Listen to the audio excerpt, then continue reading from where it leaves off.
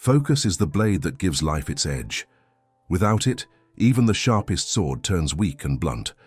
When focus is missing, your thoughts wander like a ship without direction, lost among endless waves of noise and distraction. But when focus burns inside your spirit, you gain the strength to slice through confusion, break through doubt, and build a life filled with purpose, power, and peace. Most people don't fail because they aren't smart or strong.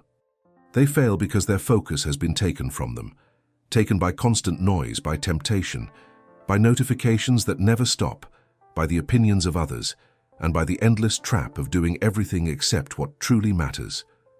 The world around you is built to pull your mind in 1,000 directions. The Stoics saw this truth long ago. Marcus Aurelius once said, "You have control over your mind, not over outside events. Understand this, and you will find real strength." Your focus is your greatest power. It's your ability to send your energy exactly where it's needed most. Once you learn to control it, you're no longer a prisoner of confusion and chaos. You become its master. That's what this lesson is about. Taking back your focus, sharpening your thoughts, and walking the Stoic path toward a kind of attention so clear that it feels like your soul is glowing with purpose. But remember, focus isn't about pushing harder or working without rest. It's about clarity. It means knowing exactly where your energy belongs and refusing to let anything meaningless steal it away. Seneca once said, "It's not that life is too short, but that we waste much of it." When your attention is scattered, your days slip away. But when your focus is whole, life feels endless, full of meaning and light. Picture yourself as an archer. You hold the bow, you hold the arrow. Around you, the crowd is shouting, the wind is pulling, and your doubts are whispering. But the Stoic way teaches you to quiet the noise, take a deep breath, see your target clearly, and let the arrow fly without fear. That is true focus. In the next half hour, I'll show you 10 powerful Stoic lessons that can boost your focus by more than double. These ideas aren't fantasies. They come from ancient wisdom that helped people stay calm and clear, even in the chaos of old Rome.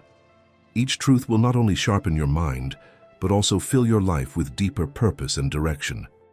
Just 30 minutes, stay with me, and it might change how you see focus for the rest of your life. But never forget this: focus is a choice. Every single day, you decide where your attention goes. Every decision shapes the person you become. The great Stoic Epictetus said, "You become what you give your attention to." If your focus is on disorder, your heart becomes restless. If your thoughts stay on anger, you will grow cold inside.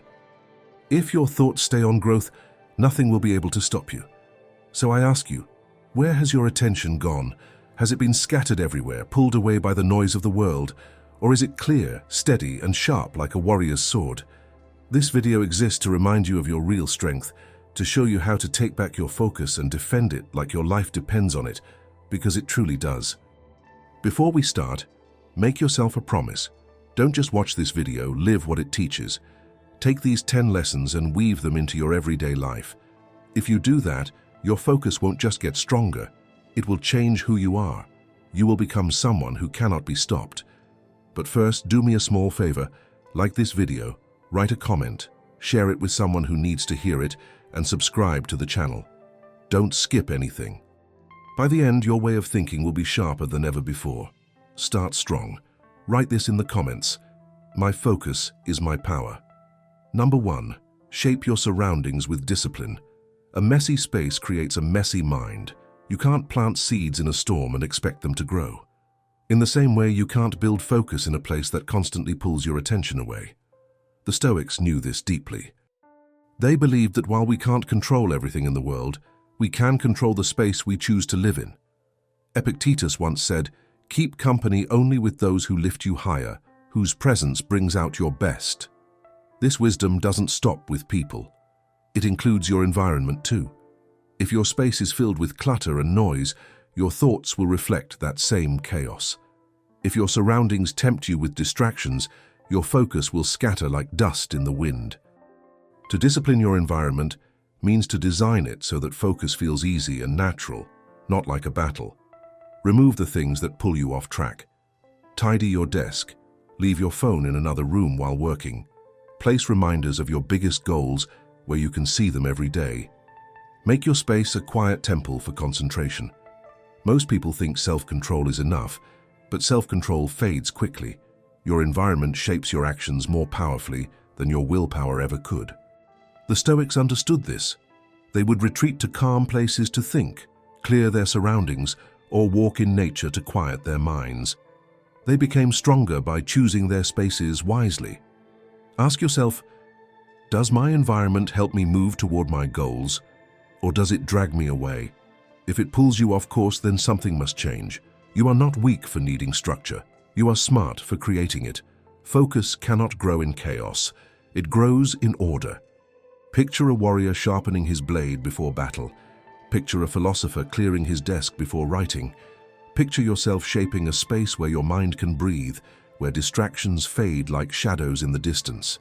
That is discipline. That is control.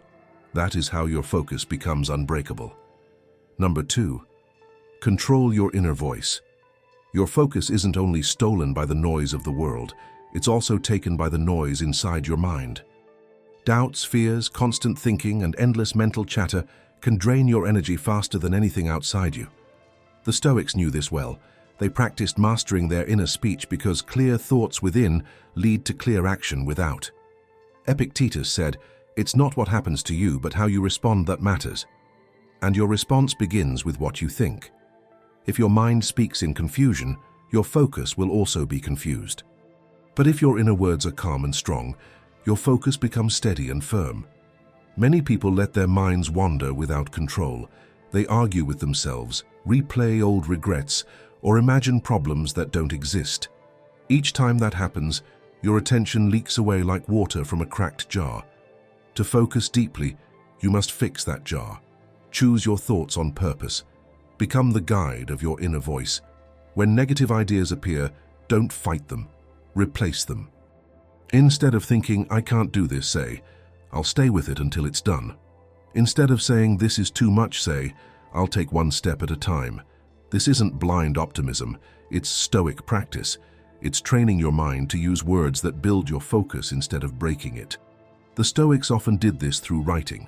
Marcus Aurelius wrote daily notes to himself, not for others to read, but to shape his own mind.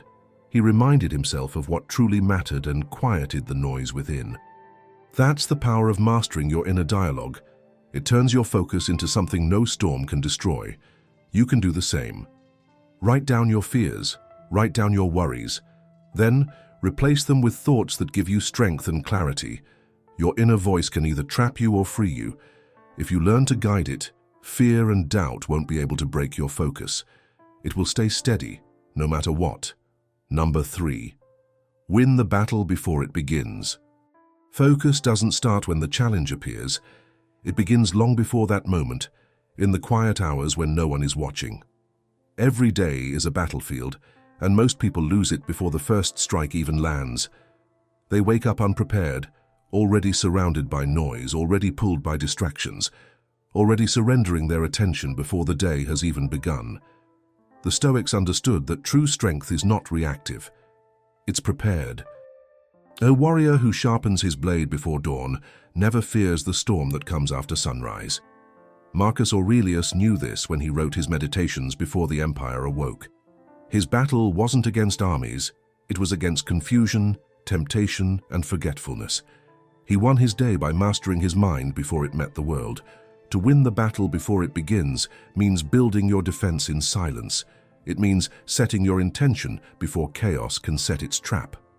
The untrained mind waits for the world to decide its mood, its focus, its direction.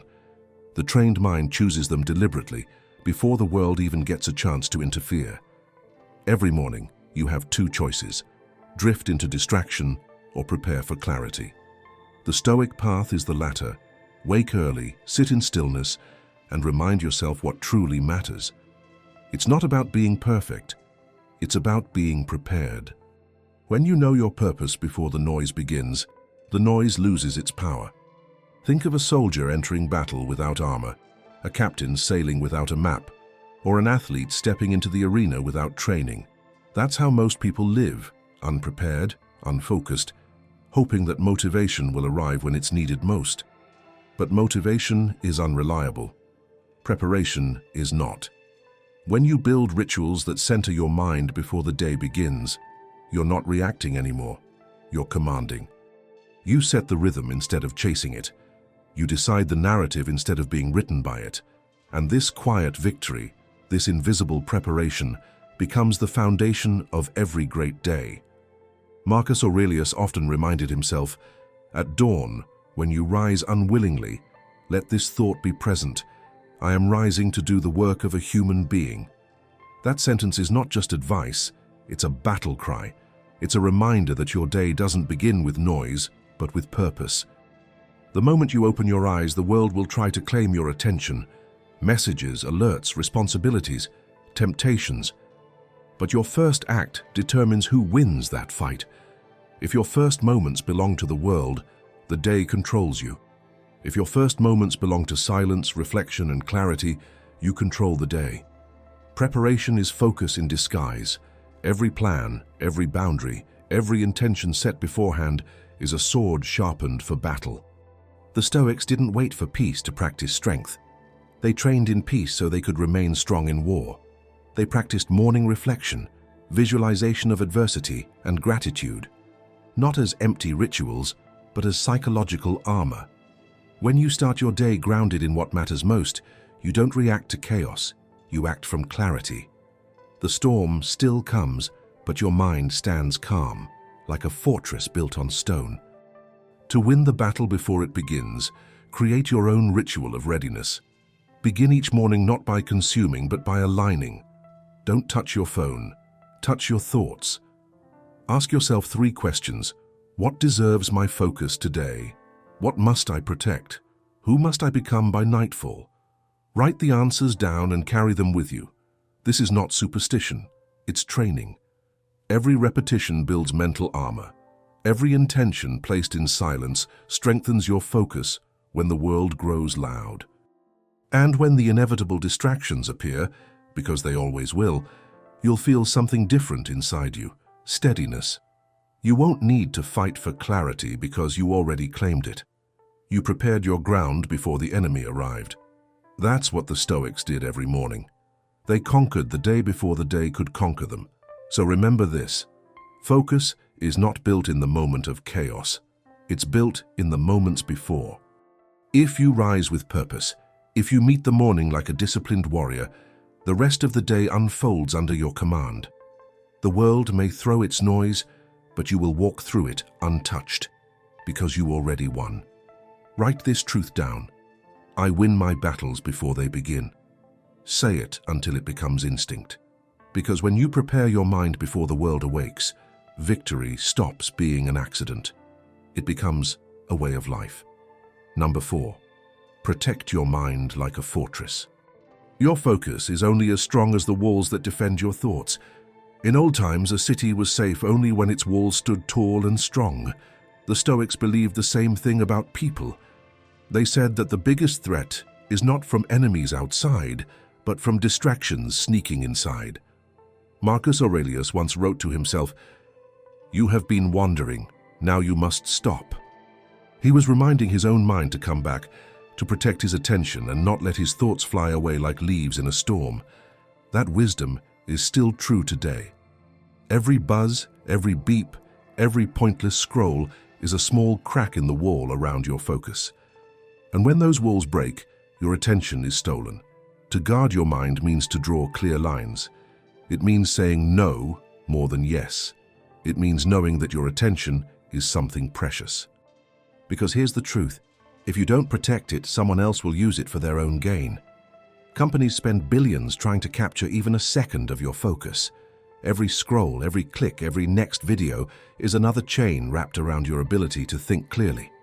A Stoic would tell you, protect your walls. Be careful with what enters your mind. Before every distraction, ask yourself, will this help me become who I want to be? If the answer is no, close the gate. Because each time you give in, you lose more than just minutes. You lose a piece of yourself. But practical wisdom can help you build your fortress again. Start your mornings in silence, not with your phone. Choose 3 things that matter most today and center your energy around them. Keep a quiet space, even if it's just one corner, where your mind can rest and breathe. That is where your focus begins to grow strong again. The Stoics made stillness a daily habit, not as something fancy, but as something necessary to survive. When you protect your mind like a strong fortress, you stop feeling scattered and weak. You begin to feel steady, confident, and powerful. You are no longer controlled by distractions. Instead, you control them. And when you do, your focus doesn't just grow a little, it expands many times over. Claim this truth for yourself. Write it down. I protect my focus like a fortress. Number 5. Learn the strength of doing one thing at a time. Today's world praises multitasking, but multitasking destroys focus.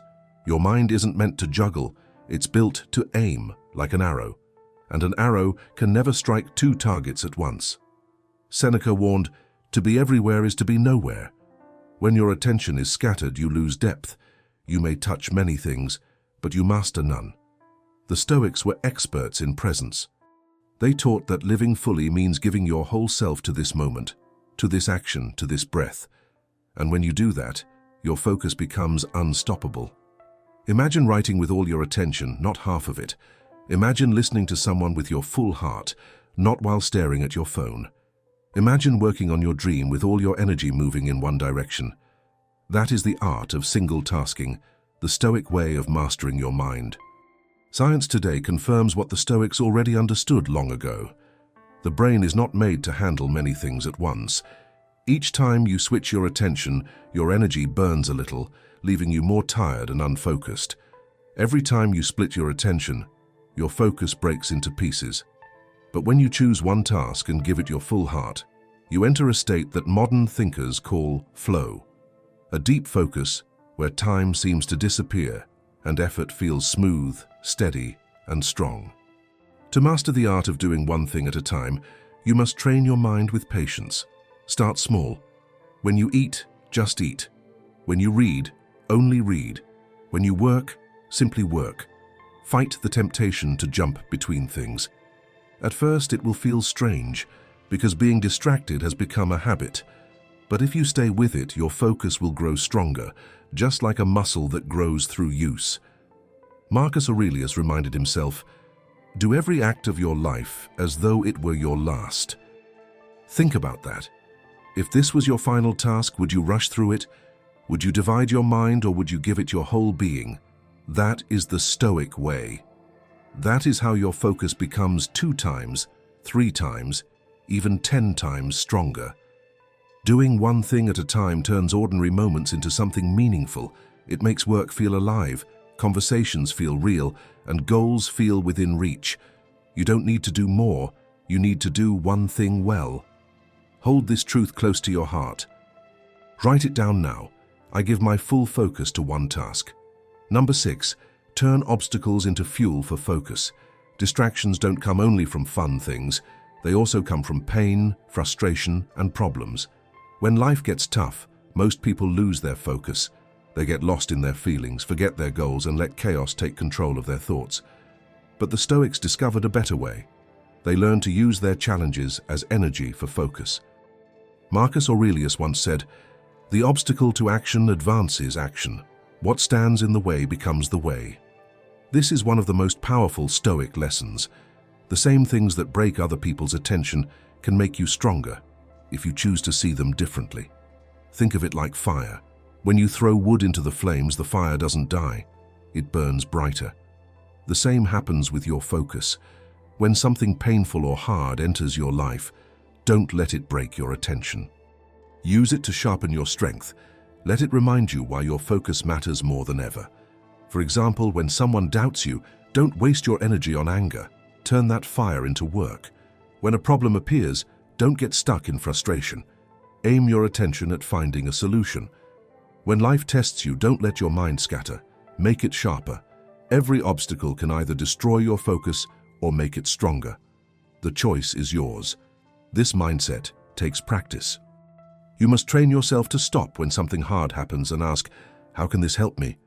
How can this make my focus stronger? Little by little, you'll start to see that every challenge is a tool to build discipline, not to break it.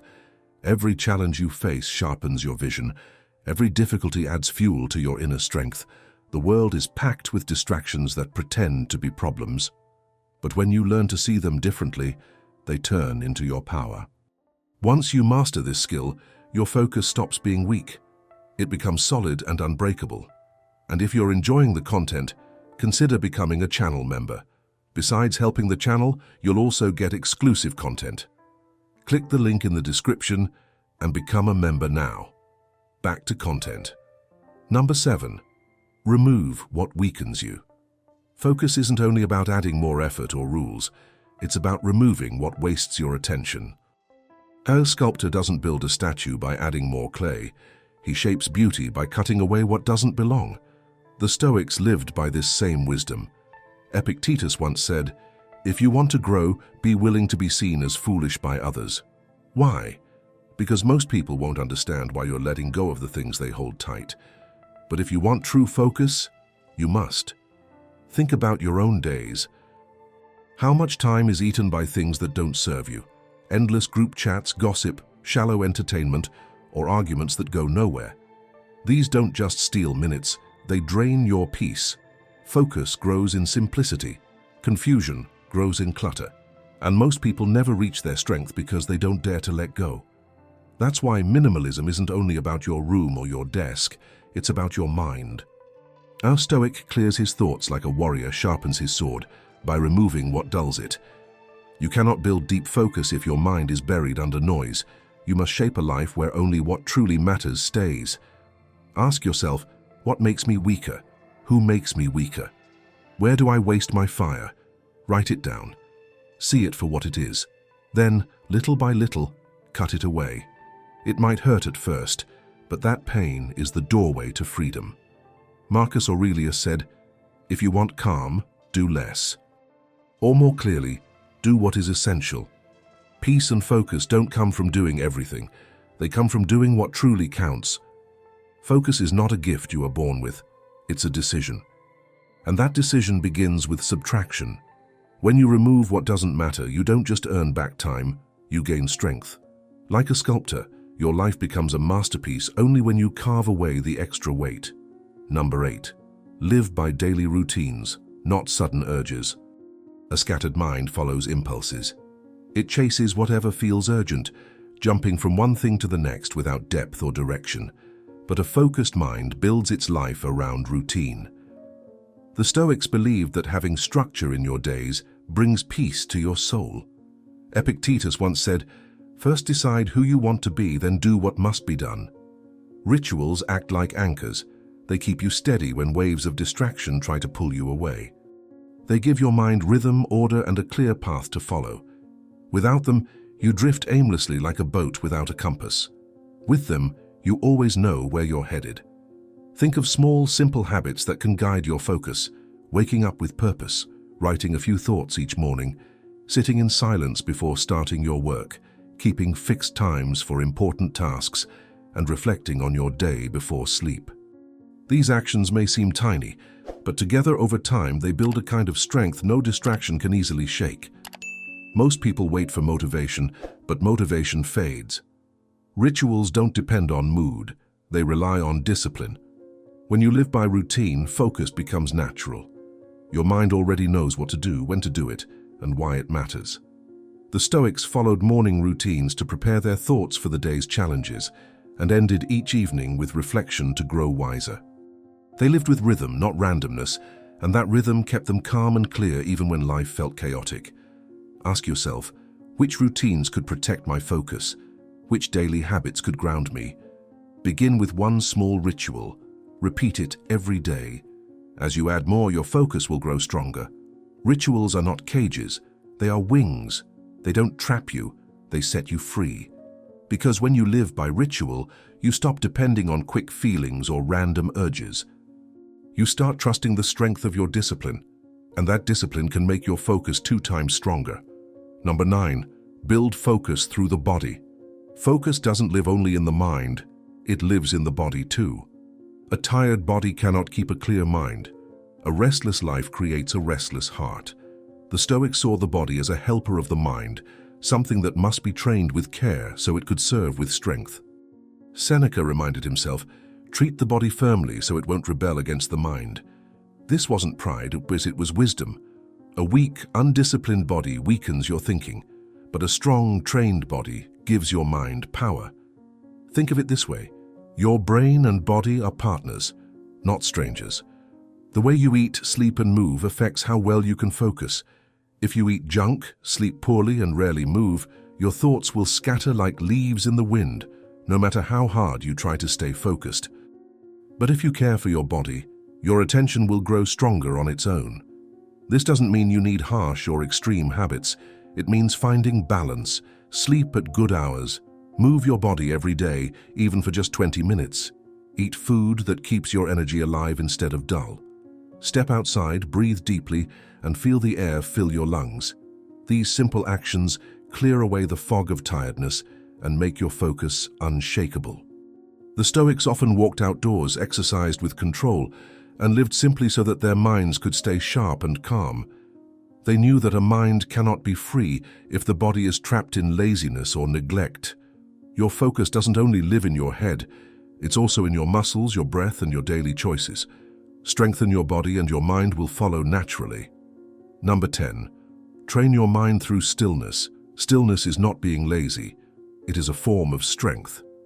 In a world where everyone rushes faster and faster, the one who can stay calm and still holds the real power, the power to control their attention. Marcus Aurelius practiced this every single morning. He would wake up early, sit in silence, and write his thoughts to himself. He said, "Nowhere you can go is more peaceful or free from noise than within your own soul." But in our modern world, stillness has been stolen. Everywhere is filled with sound, constant buzz, endless chatter, flashing screens. The world has forgotten the art of silence, yet silence is where the Stoic mind is born.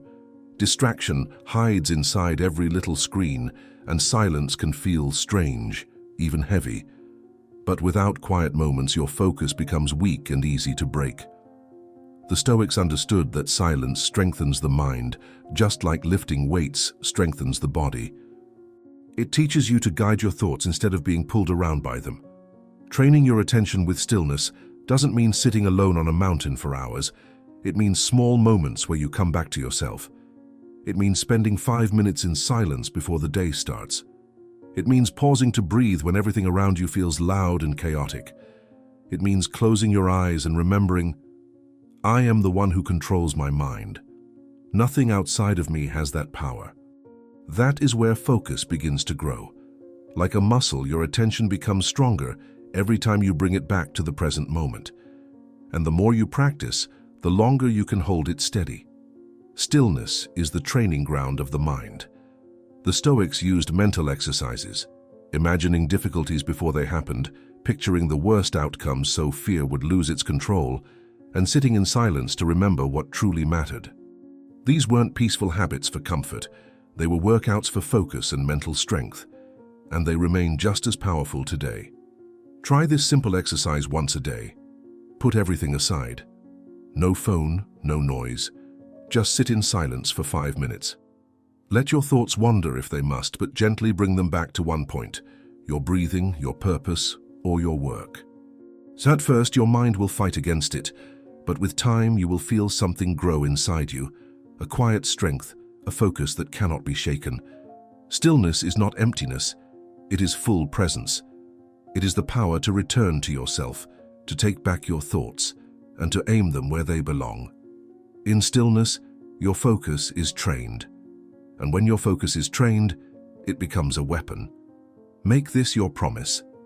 I train my focus through stillness. But there's something important to understand. If you've been trying for a long time to step out of your comfort zone and learn more, but haven't been able to, there might be something you're not aware of.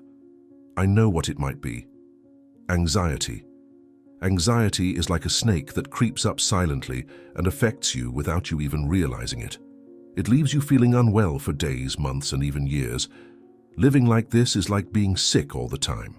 But I know a solution. Stoic philosophers, along with modern psychology, have a way to help you get rid of it. I managed to cure myself of this anxiety. I made a video explaining how you can get rid of this problem, and it's in the first comment. Click the link in the first comment and start healing yourself from this feeling of anxiety. Number 11. End each day as a philosopher. The Stoics believed that the way you finish your day determines the shape of your soul. Morning is for preparation, but night is for reflection. To end each day as a philosopher means to close your eyes not in distraction, but in awareness, to examine the battlefield of your thoughts, your choices, your emotions, and see what kind of person you were when no one was watching. Most people drift into sleep the same way they drift through life, without noticing. They collapse under fatigue, their minds full of noise, their hearts scattered across unfinished thoughts. But the Stoic ends his day with clarity, not chaos. He doesn't chase comfort, he seeks understanding. Seneca practiced this every night. Before sleeping, he would sit in silence and review his day as if standing before a mirror. "When the light has been removed," he wrote, "and my wife has fallen silent, I examine my entire day and measure my words and deeds." He wasn't judging himself to feel guilt, he was inspecting himself to grow. This nightly reflection was his way of ensuring that each day served the soul, not just the schedule. Because time spent unexamined is time easily wasted. To end each day as a philosopher is to ask the hardest questions. Did I live with intention today or by impulse? Did I speak with wisdom or react with pride? Did I honor my priorities or betray them for comfort? These questions are not for punishment, but for purification. They cleanse the mind of distortion and the heart of denial. The Stoics didn't seek perfection, they sought progress. Each evening they aimed to be slightly wiser than the morning before. Most people measure their days by achievement. The Stoic measures by alignment, how closely their actions matched their principles. You may not control everything that happens, but you control how you interpret it. Reflection turns experience into wisdom. Without it, you simply repeat the same mistakes under new disguises. With it, you evolve, and quietly, consistently, deeply. That is why the Stoics treated reflection not as a luxury, but as a discipline, a sacred ritual of the mind. This habit doesn't need to be complex. At night, sit somewhere still. Dim the light. Let the noise of the world fade. Then replay your day as if watching a film. Observe yourself with calm honesty. Where did you lose control? Where did you stay composed? When did you act from fear and when from reason? Notice, but do not judge. Awareness is enough. The goal is not to condemn yourself, it's to understand yourself. The moment you see clearly, the mind begins to correct itself naturally. Marcus Aurelius practiced this same reflection while writing his meditations. Those pages were never meant for the world. They were nightly conversations with his own conscience. He wrote to anchor reason, to remind himself of virtue, to record the small victories of the mind. His writing was philosophy in motion, self-examination transformed into growth. You can do the same. A simple notebook, a few sentences, written honestly. Today I was patient here, but weak there. Tomorrow I will act with more courage.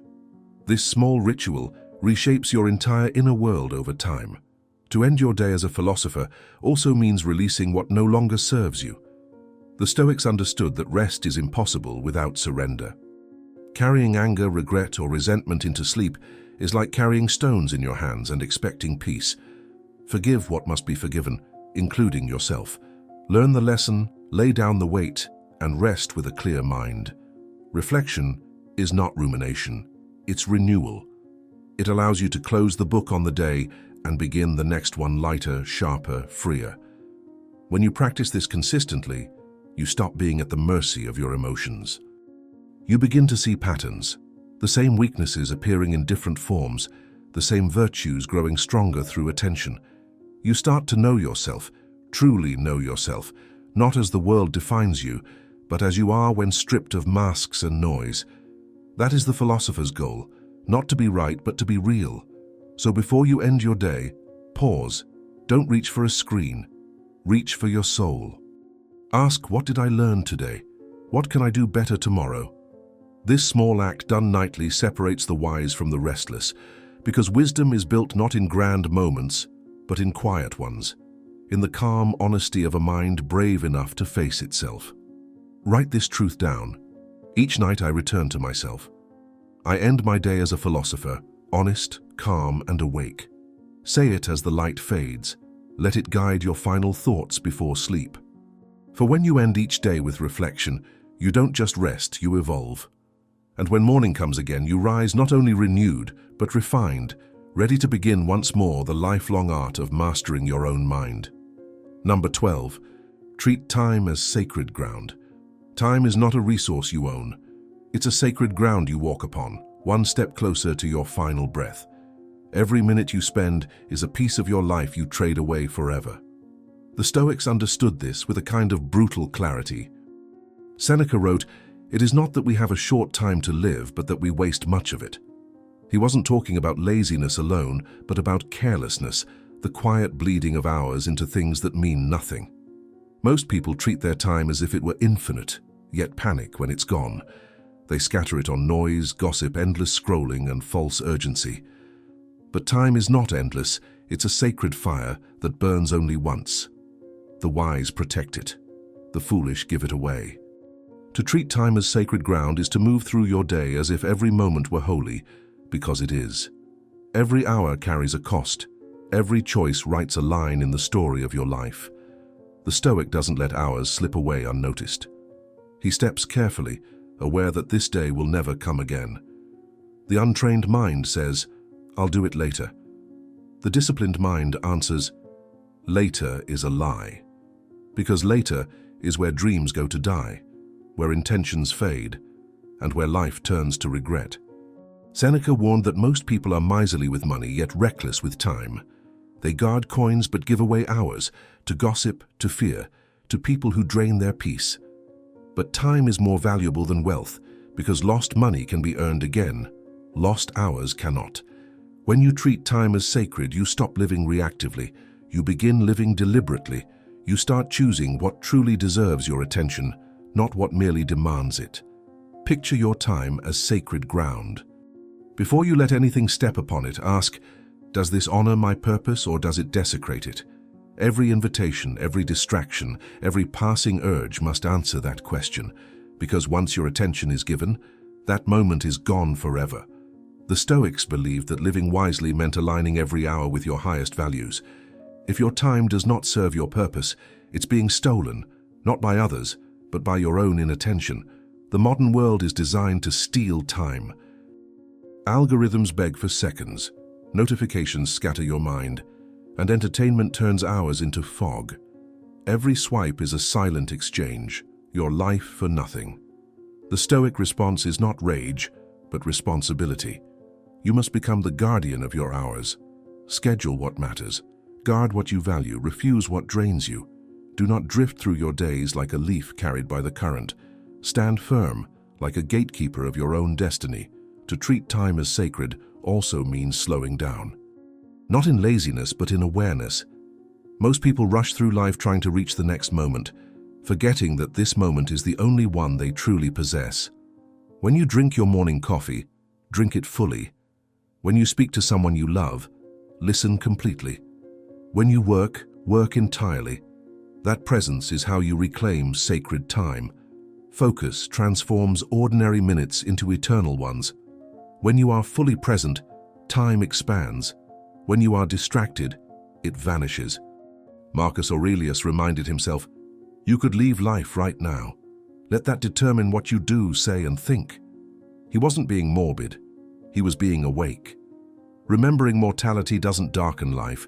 It brightens it. It gives weight to your choices, depth to your focus, and urgency to your purpose. You begin to see that every sunrise is a miracle, every breath a gift, every task a chance to live with integrity. The Stoics didn't fear death because they had learned how to live fully inside time.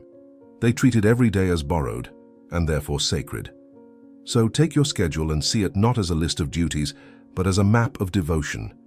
Each block of time is an altar, either to distraction or to purpose. Every hour tells the truth about what you value most.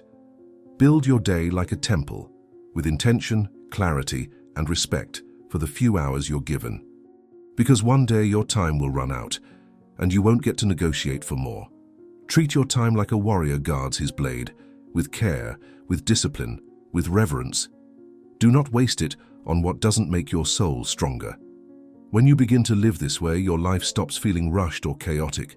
It starts to feel sacred, because every action, every conversation, every moment is chosen. That is how the Stoics lived. That is how focus becomes timeless. Write this down and make it your vow. My time is sacred ground. I will not let anything meaningless walk upon it. Say it often, live it daily, because once you begin to honor your time, you begin to honor your life. Number 13. Build invisible progress.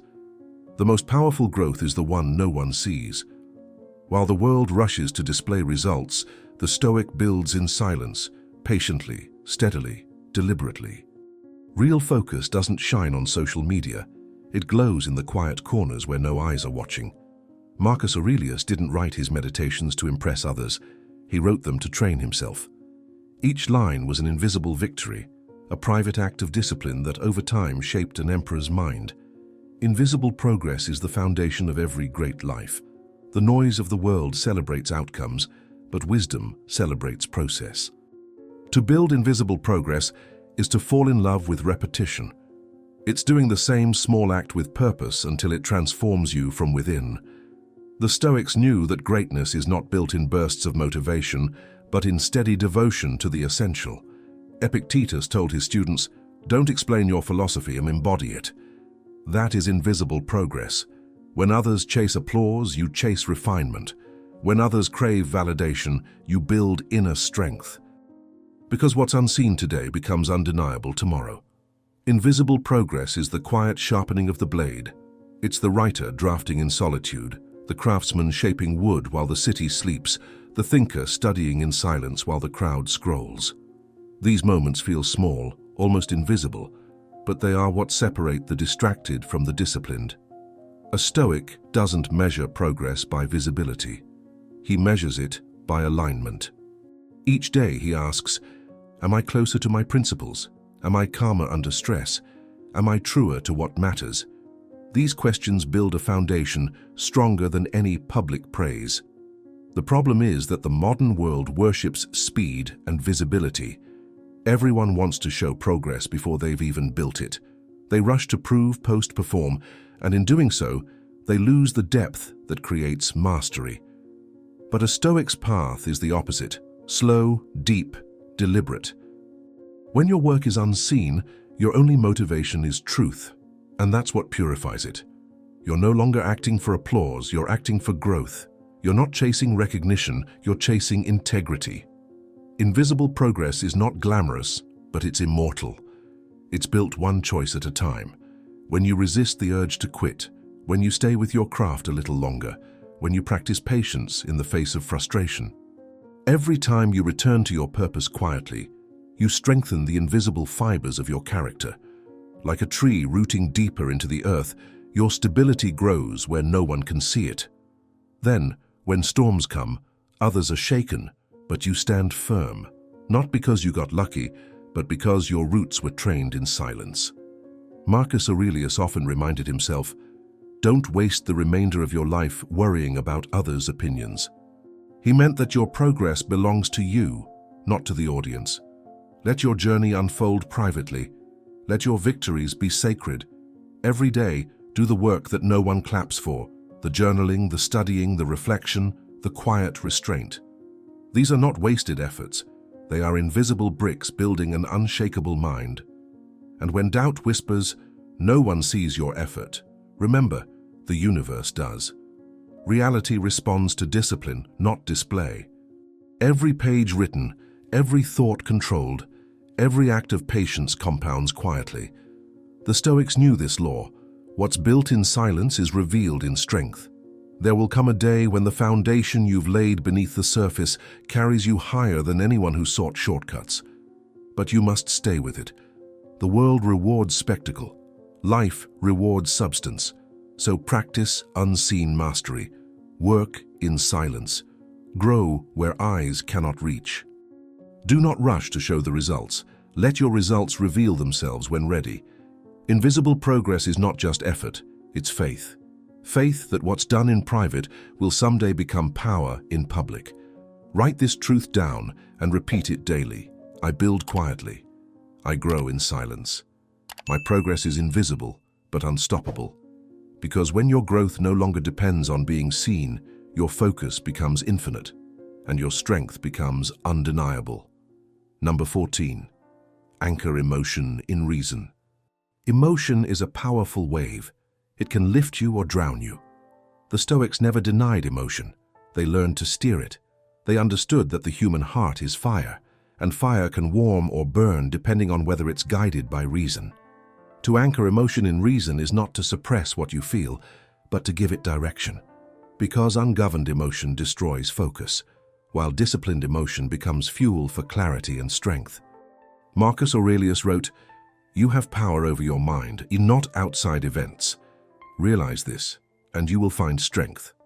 He wasn't teaching coldness. He was teaching command. When your feelings rule you, your focus shatters. One insult ruins your day. One fear steals your sleep.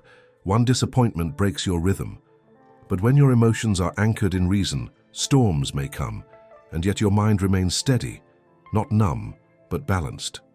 That's what Stoic composure truly means. Not absence of feeling, but mastery over its energy. Anger, fear, excitement, sadness, each of them has a message.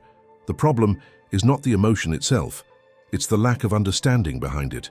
The Stoics treated emotions as signals, not masters. When anger arises, they asked, "What value do I feel is being violated?" When fear appears, they asked, "What illusion of control am I clinging to?" Every emotion was an invitation to return to reason, to step back and see clearly. That clarity is the anchor, the weight that keeps the ship of your mind steady amidst the waves of life. Most people confuse control with suppression. They bottle emotions, forcing silence instead of understanding. But what you suppress grows stronger. The Stoics chose a different path, observation without identification. They didn't drown in their emotions and they didn't deny them. They stood beside them like a calm witness. They practiced prosoche, present attention, to see emotions as passing visitors rather than permanent residents. This is emotional sovereignty, to feel deeply but choose wisely. Epictetus said, "It's not what happens to you, but how you respond that matters." That single line is the essence of emotional mastery. You cannot choose the storm, but you can choose your stance within it. When rage rises, breathe before reacting. When anxiety grows, focus on what is within your control. When sadness lingers, accept it without letting it define your day. Reason is not cold logic. It is the clear light that prevents your emotions from turning against you. Anchor emotion in reason by training pause between stimulus and response. The Stoics practiced this every day, rehearsing mentally for hardships, preparing their minds for insults, losses, or sudden changes. They believed that by expecting turbulence, you could remain calm within it. This isn't pessimism, it's preparedness. When you know that life will test you, emotion no longer blindsides you. It becomes an opportunity to practice virtue, patience, temperance, courage. Imagine standing in a storm. Wind howls, rain lashes your face, lightning flashes, but beneath your feet is solid ground. That ground is reason. Without it, you're swept away. With it, you endure. The world will test your temper, your fears, your desires, but every moment of emotional friction is a chance to strengthen your clarity. Every pause before reacting is a victory of consciousness over chaos. In practical terms, anchoring emotion in reason means developing habits of reflection. Journal before you speak. Pause before you reply. Ask, will this action serve my purpose or feed my weakness? That one question can save hours of regret. Most people act from impulse. The Stoic acts from understanding. This difference, just a few seconds of awareness, separates peace from turmoil. Seneca wrote that emotion is like a runaway horse. If you grab the reins early, you can steer it. But if you wait too long, you're dragged through the dirt. Focus is impossible when your emotions control the direction of your life. But when you learn to steer them, they become allies, energy for creation, fuel for courage, power for discipline. Passion without wisdom is destruction. Passion guided by reason is greatness. So remember this: calm is not weakness. Serenity is not passivity.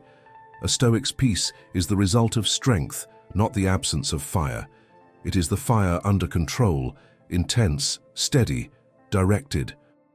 Anchor your emotions in reason, and your focus will never again be held hostage by mood or moment. Write this truth down: I feel deeply, but I choose wisely. My reason is the anchor of my emotion. Say it when you are angry, when you are afraid, when you are tempted. Because once your emotion learns to serve your reason, your mind becomes indestructible, and your life unstoppable. Number 15.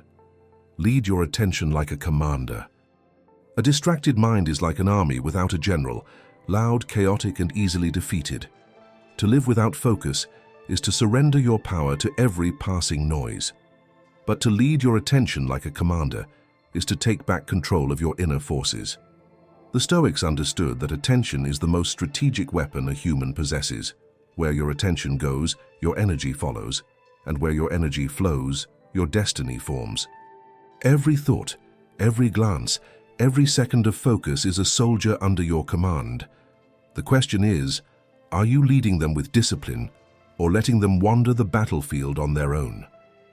Marcus Aurelius ruled the largest empire on earth, yet he never lost sight of the empire within in his own mind.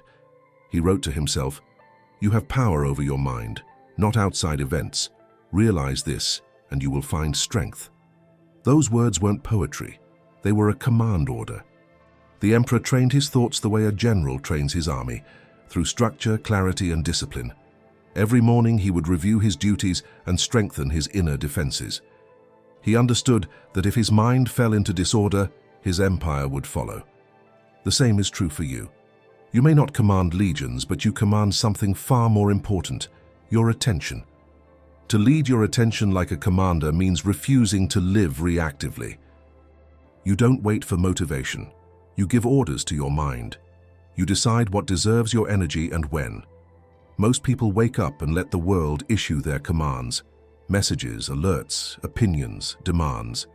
They live under the tyranny of distraction. But the Stoic wakes with intention.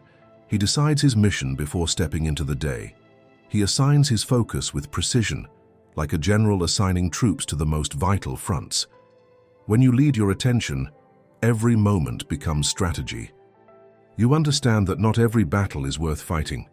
Some distractions must simply be ignored, not resisted. A wise commander doesn't send his best soldiers into meaningless wars. Likewise, don't waste your mental energy on things that don't serve your higher purpose. Gossip, comparison, outrage, envy. These are ambushes for the unfocused. A good commander protects his troops. You must protect your attention the same way, through awareness and restraint. Epictetus taught, "First say to yourself what you would be, then do what you must do." That's strategy. Before action, there must be clarity. Every decision should serve the mission you've chosen. Ask yourself throughout the day, what is my objective right now? If your attention isn't aligned with that objective, you're losing ground. Focus isn't about intensity alone, it's about direction. A disciplined army charging in every direction achieves nothing. The same is true for a scattered mind. You lead your attention by setting routines, not as chains but as formations. Each habit is a command structure that keeps your focus moving forward even when your motivation fades. Morning rituals, scheduled deep work, times of rest. These are not rigid cages but coordinated movements. A strong commander knows when to attack and when to retreat, when to rest and when to strike. Lead your mind with the same intelligence. Give it clear boundaries and defined missions, and you'll never again feel lost in the fog of distraction. Remember, attention is not infinite. Every minute spent on the trivial weakens your forces for what truly matters. The Stoics called this oikeiosis, directing your nature toward its proper end. To waste your focus on meaningless things is to betray your own potential. You wouldn't let an enemy command your army, so why let algorithms, strangers, or impulses command your thoughts? Leadership of the mind begins with sovereignty, the ability to say, "This belongs to me," and I decide where it goes. Picture your attention as a disciplined legion standing before you. Each thought is waiting for direction. Do not scatter them. Point them where they can build, heal, or create. When distractions come, as and they always will, remember, the commander who chases every noise loses the war. Hold your ground. Give clear orders. Your mind will obey if you train it to. This is how the Stoic wins in modern times, not through dominance over others, but through command of self. A scattered person is easy to manipulate. A focused person is unshakable. Once your attention serves your reason instead of your impulses, you become impossible to control. You stop reacting and start directing.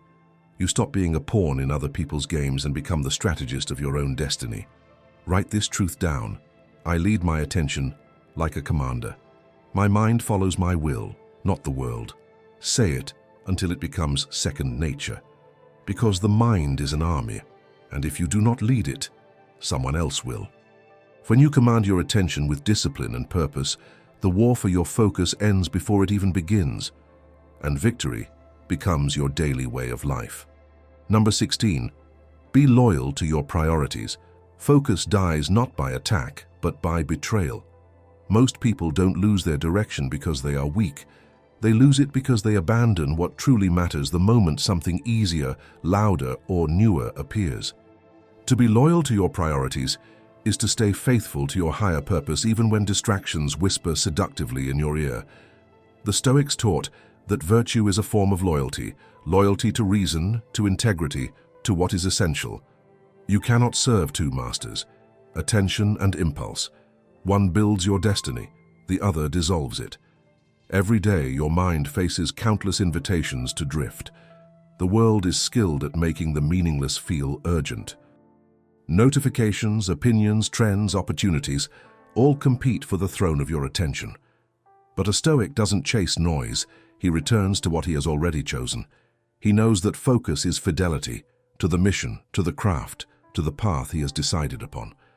Marcus Aurelius reminded himself, if you are distressed by anything external, the pain is not due to the thing itself, but to your estimate of it. In other words, you are distracted only by what you permit to matter. Loyalty to your priorities is a vow, and like any vow, it must be renewed daily. Write them down. Name the few things that carry real weight in your life, the people, the values, the goals that define your direction. Keep them visible, like sacred oaths carved in stone.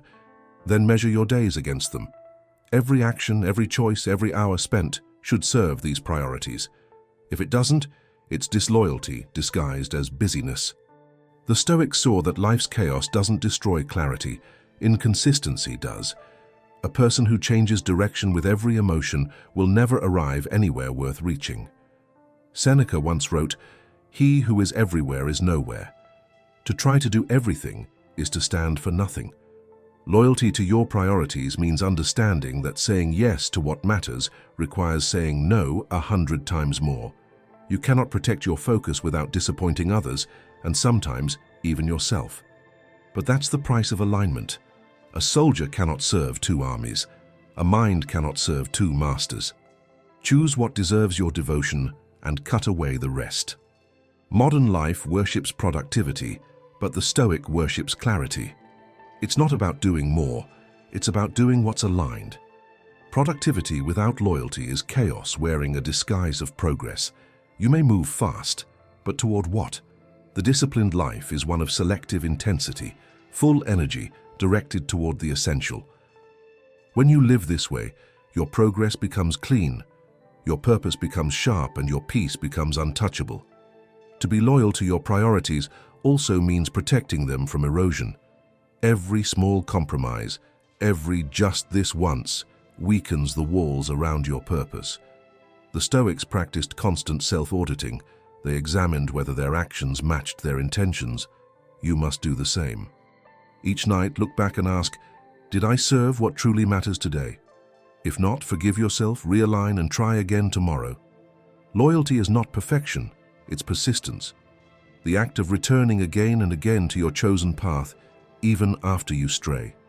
Remember, distraction often arrives disguised as opportunity. Not every good thing is the right thing. The Stoic filters through clarity. Does this bring me closer to virtue, peace, or mastery? If not, decline it, politely, firmly, completely. Each rejection of the trivial strengthens your bond with the essential. Focus is the art of devotion, of loving the few things deeply enough to ignore the rest. Think of your priorities as a fortress. Each time you guard them, the walls grow stronger. Each time you let something meaningless enter, the walls crack. The Stoics weren't ascetics out of pride. They were guardians of their limited attention. They understood that a scattered life is not a free life. Freedom comes from fidelity, from giving your energy only to what aligns with your highest self. Be loyal to your priorities even when no one understands, especially then. Because loyalty to your purpose will often look like rebellion to a world addicted to distraction. But it is rebellion with reason, the courage to stay devoted when others chase noise. Write this down and keep it close. I am loyal to what truly matters. I do not betray my priorities for temporary comfort or noise. Say it until it becomes instinct, because every act of loyalty to your purpose is an act of self-respect, and every day you honor it, your focus becomes more sacred, your direction more certain, and your life more your own. Number 17. Let silence answer noise. Not every shout deserves your voice. Not every provocation deserves your energy. In a world addicted to reaction, silence is not weakness, it is mastery. The Stoics understood that noise is the weapon of the untrained mind. The loudest person is rarely the strongest. The calmest usually is.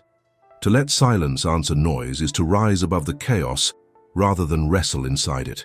It is to hold your power instead of spilling it for every passing disturbance. Modern life pressures us to react instantly, to comment, respond, defend, explain. But the Stoic knows this truth. Reaction is surrender. Every quick reply, every emotional outburst, every frantic defense is the mind saying, I am not in control. The world is. The one who reacts is controlled. The one who pauses is free. Marcus Aurelius reminded himself that anger and noise do nothing to improve the situation. They only add confusion. True strength is not in forceful words, but in measured wisdom. Silence is not absence. It is presence sharpened. It is the mind choosing clarity over chaos. When you hold silence, you don't lose. You observe. You allow truth to emerge. You allow emotion to settle. You take back all the energy that careless words would have thrown away. The Stoics trained themselves to create space between stimulus and response. That space, that sacred pause, is where wisdom lives. Let silence be your shield. When people expect you to break, stay composed. When someone tries to provoke your anger, let them face the emptiness of their own noise. When the world seeks to pull you into pointless argument, remain still. Not from fear, but from discipline. The weak respond because they cannot hold tension. The strong remain quiet because they do not need to prove themselves. Seneca wrote that silence often speaks more powerfully than arguments. You do not always need to correct others, defend your actions, or justify your path. Even truth loses dignity when screamed. Dignity is silent. Authority is quiet. A lion does not roar to prove it is a lion. It simply exists, and its presence is enough. So too must you learn to embody your truth instead of explaining it to those determined not to understand. Silence is also a mirror. It reflects the true intentions of others. When you do not fight back immediately, motives reveal themselves. Relationships clarify. Noise fades and what matters remains. Silence exposes truth better than confrontation ever could. In the quiet, false people grow uncomfortable.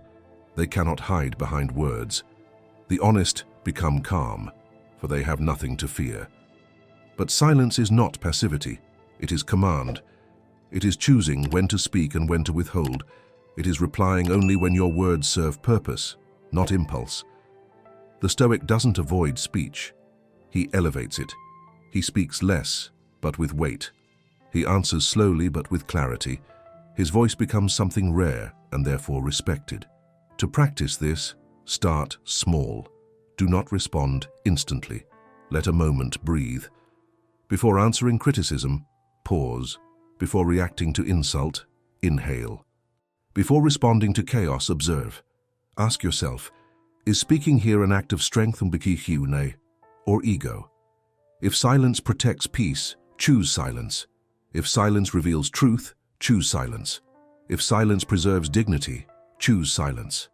This habit trains inner power more than any argument ever will. There will be moments when silence feels uncomfortable, when your pride demands that you speak, when your impatience urges you to correct, when your ego screams for validation. Resist. That discomfort is your training. It is your mind learning to stay sovereign rather than enslaved to noise. Over time, silence becomes confidence, the quiet certainty of someone who does not seek approval or control others. In silence, your mind sharpens. In silence, your emotions settle. In silence, your focus returns to you, and the world, once loud and overwhelming, becomes small in comparison to the expanse of your inner calm. Write this truth down. Not all noise deserves my voice. Silence is my strength, my shield, and my clarity. Say it each time the world tries to pull you into chaos. Practice silence not as escape, but as discipline, because when you learn to let silence answer noise, you stop living in reaction and begin living in command. And there is no sound louder, no power greater than a mind that chooses peace while others chase provocation. Number 18. See discomfort as sharpening. Discomfort is not your enemy. It's your forge. Every moment of unease, every challenge, every test that stretches you beyond your limits exists to shape your strength. The Stoics understood that the path to greatness always passes through the fires of discomfort. Marcus Aurelius said, "The impediment to action advances action. What stands in the way becomes the way." This was not poetic comfort. It was a law of life. The things that burn you are the same things that carve you into something unbreakable if you let them. Most people run from discomfort as if it were punishment. They chase comfort, convenience, and certainty, never realizing that those very comforts are the chains that keep them weak. A dull blade feels safe because it cannot cut, but it also cannot defend or create. You are that blade. Without friction, you lose your edge. Without challenge, you lose your strength. Without discomfort, you lose your depth. To see discomfort as sharpening is to understand that pain refines what pleasure cannot. The Stoics trained for this deliberately. They practiced voluntary hardship, sleeping on the floor, eating plain food, exposing themselves to cold or silence, not because they enjoyed suffering, but because they refused to be ruled by it. They knew that the more you fear discomfort, the more power it has over you. But when you welcome it, when you see it as training, its grip dissolves. What was once pain becomes practice. What was once resistance becomes refinement. Think of a blacksmith shaping a sword. The metal must face the fire. The hammer must strike again and again. If the steel could speak, it might beg for mercy. Yet every blow gives it form. Every flame gives it strength. Without that process, it remains brittle and useless. Your focus, discipline, and clarity are forged the same way. Each time life hits you with frustration, failure, or fatigue, it's testing the quality of your metal. Don't curse the hammer. Learn to welcome it. It's making you sharper. Discomfort reveals what comfort hides. It shows you where you're still fragile, where your ego still clings, where your mind still resists reality. The Stoics didn't avoid these moments. They studied them. They asked, "What is this pain teaching me? What weakness is it exposing?" By observing rather than escaping, they turned suffering into wisdom. That shift in perception is the difference between breaking and becoming. The one who resists discomfort becomes bitter. The one who accepts it becomes strong. You can practice this every day. When something annoys you, a delay, a harsh comment, a mistake, pause and ask, what part of me needs this lesson? Maybe it's patience, maybe humility, maybe courage. When you treat discomfort as sharpening, every obstacle becomes opportunity. The gym, the cold shower, the difficult conversation, the rejection, these are all tools in the blacksmith's hand. Your only task is to endure the heat long enough to be shaped by it. Seneca wrote, "Fire tests gold, adversity tests the brave." He meant that the measure of your character is not how you act when things are easy, but how you hold yourself when they're not. Every time you face discomfort with calm and purpose, your focus deepens. You no longer need constant motivation or ease. You draw power from the challenge itself. The harder it gets, the sharper you become. There is a quiet strength in those who have made peace with discomfort. They walk differently, steady, grounded, unafraid. They no longer seek to escape pain. They extract wisdom from it. Life stops being something to endure and becomes something to master. Discomfort stops being an interruption and becomes a signal you are growing. So when pain comes, and it will, do not ask, "Why me?" Ask instead, "What is this making of me?" Every friction is polishing your edge. Every difficulty is carving precision into your soul. Write this truth down. Discomfort sharpens me. What burns me now will strengthen me later. Say it when life feels heavy. Whisper it when doubt appears. Because once you see discomfort as sharpening, the world can no longer intimidate you. Every test becomes training. Every hardship becomes proof of your resilience. And the sharper you become, the quieter your fears grow, until only strength remains. Number 19. Measure life by depth, not speed. The modern world worships speed. Everything must be instant: progress, success, pleasure, validation. But in the rush to go faster, people forget to go deeper. The Stoics lived the opposite way. They measured a life not by how quickly it moved, but by how fully it was lived. Seneca said, "It is not that we have a short time to live, but that we waste much of it." The waste he spoke of was not only in idleness, but in haste, the restless habit of racing through moments without ever inhabiting them. To measure life by depth, not speed, is to slow down enough to truly see, feel, and understand what's in front of you. It's to trade movement for meaning. Speed creates the illusion of progress, but it often hides emptiness. You can scroll for hours and call it connection, work for years and call it ambition, rush from one task to another and call it productivity, yet still feel hollow because nothing truly touched you. The Stoics understood that a fast life is often a shallow one. They valued stillness over stimulation, comprehension over consumption, presence over performance. When your mind is always racing, you lose the quiet awareness that gives life its texture. Focus, wisdom, and peace do not grow in haste. They deepen in stillness. Marcus Aurelius ruled an empire but wrote about pausing. He told himself, "If you seek tranquility, do less, or more precisely, do what's essential." That's the essence of depth. It's not inactivity, it's intentionality. It's doing fewer things with more soul. The shallow mind touches everything but understands nothing. The deep mind touches few things but transforms them completely. Every Stoic practice, journaling, meditation, reflection, simplicity, exists to slow you down enough to live consciously. Depth means presence. It means being where your feet are. When you eat, taste. When you speak, mean it. When you read, absorb. When you love, commit. The mind obsessed with speed sees time as an enemy. The wise see it as soil. The seed doesn't rush to bloom. It grows in silence, taking root where no one can see. You too must root yourself in what matters. Each day ask, am I moving fast or am I moving true? One leads to exhaustion, the other to fulfillment. The modern pursuit of speed is often a form of fear, the fear of stillness, of facing your thoughts, of feeling the weight of being alive. But the Stoic does not run from stillness.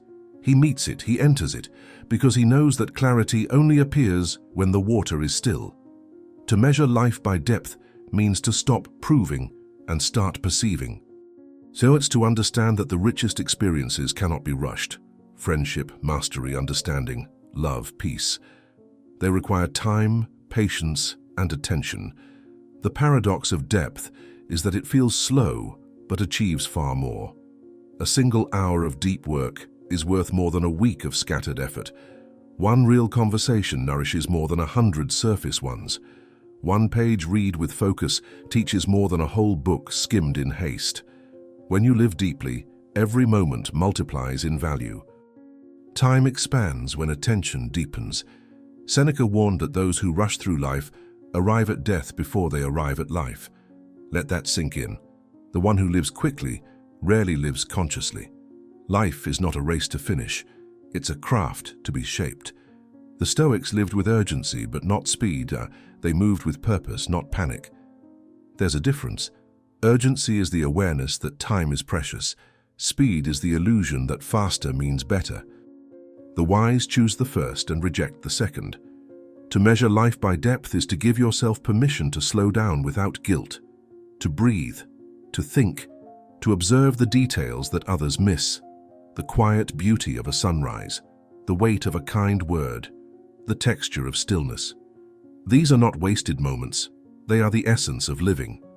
The Stoics would say that depth is not found in time's length, but in the consciousness with which it is lived. So don't rush to the end. Linger where meaning lives. Do less, but do it deeply. Read slower, speak slower, think slower, feel fully. The fastest way to lose yourself is to hurry through your own life. Write this truth down. I measure my life by depth, not speed. I choose to live consciously, not hurriedly. Say it when you feel the pull to rush. Remind yourself that peace is not found in acceleration, but in attention. Because when you live deeply, even short moments become eternal, and you finally realize that a meaningful life isn't about how fast you move, but how awake you are while moving through it. Number 12. Live each day as if focus decides everything. The biggest lie people tell themselves is, I'll focus tomorrow. But tomorrow is a thief. It steals quietly, promising time and giving back only regret. The Stoics understood this well. Marcus Aurelius reminded himself in his writings, you could leave life right now. Let that thought shape what you do, say, and think. Focus isn't something you wait to practice someday. It's not a switch you turn on when life feels easy. It's how you live today. Every moment of lost focus is more than time wasted. It's a piece of your life you'll never get back. Distraction doesn't just take minutes, it takes meaning. It empties your purpose, leaving your days messy, unfinished, and unsatisfying. If you live with scattered attention, your life will mirror that. Pieces of effort, half-built dreams, and forgotten goals. But if you live as though focus shapes everything, as though every moment carries weight, then your life will become sharp, powerful, and full of direction. This truth isn't about hurrying through your days. Stoic focus was never about rushing. It was about living with intention, standing firmly in the present and asking, what truly deserves my attention right now? Then guarding that answer fiercely, as if it were your treasure. Focus doesn't appear by accident. It must be cared for, protected, and practiced daily. Imagine starting your mornings not with noise but with purpose. You wake and ask yourself, what really matters today? That one question guides your choices. And when night comes, you reflect and ask, did I give my best attention to what mattered most? If your answer is yes, you'll rest with peace. If it's no, you wake up ready to do better. That is how focus grows, not through luck or fantasy, but through steady practice. The Stoics lived with urgency because they never believed time was endless. Seneca said, life isn't too short. We just waste much of it. And that's the truth. Focus gives time its meaning, and meaning gives life its depth.